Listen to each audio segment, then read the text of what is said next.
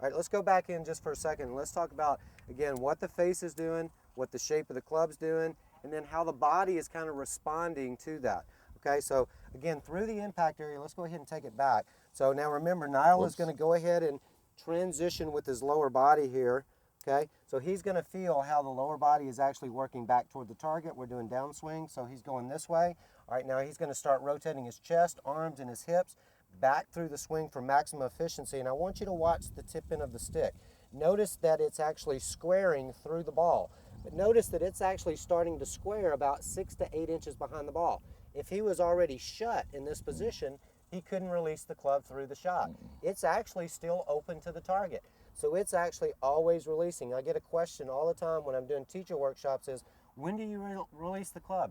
Sorry, it's always releasing. It never stops. So when I'm going through the bottom of the arc, if you watch the center of the stick, everything continues to rotate, right hip, right shoulder, right forearm, and everything is rotating through back to when we get to this position, the face is back to toe up, meaning it's back facing this way.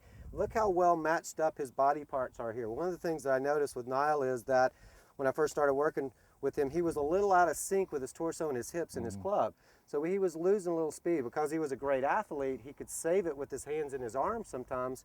But again, that wasn't conducive for power or direction. So now we've got him all matched up through the bottom of the arc, meaning his hips and his torso and his arms, and eventually the club is all moving in the proper sequence. So that's critical for you to practice visualizing, internalizing feel of how the club is moving through space, okay, through the bottom of the arc. Feel how your body is moving in space through the bottom of the arc. Because again, if you could just master the bottom of the arc, say maybe for 2 to 3 weeks of just doing 5 minutes of training of just the bottom of the impact, because again, it is the most important part of the shot, is that if you work on that, all of the other parts of the swing maybe become more natural or more instinctive or more reactive to what you want to feel and see. So let's do that and really practice those drills on your own. I think you'll hit the ball further and straighter. Another thing I wanted to touch on is these things are the things some of the other pros are almost like band-aids with the positions. We create the feel and sensation, and that's allowed me to, without worrying so much about position, it's allowed me to achieve things in long drive that I didn't think were possible.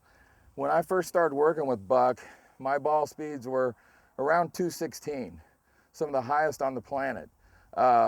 Unofficial world records like 218 miles an hour.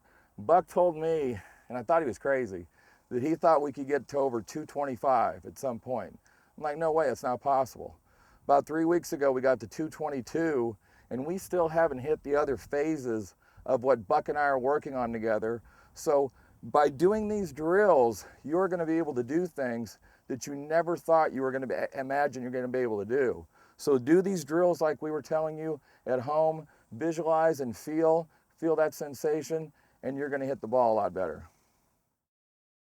My power secrets can instantly be yours. I promise your next round of golf, you will be crushing the ball 30 to 40 yards farther without any practice whatsoever. Read the information below to grab your risk-free 365-day trial of my power secrets and bonuses. You will have instant access to my power secrets in the next 5 minutes.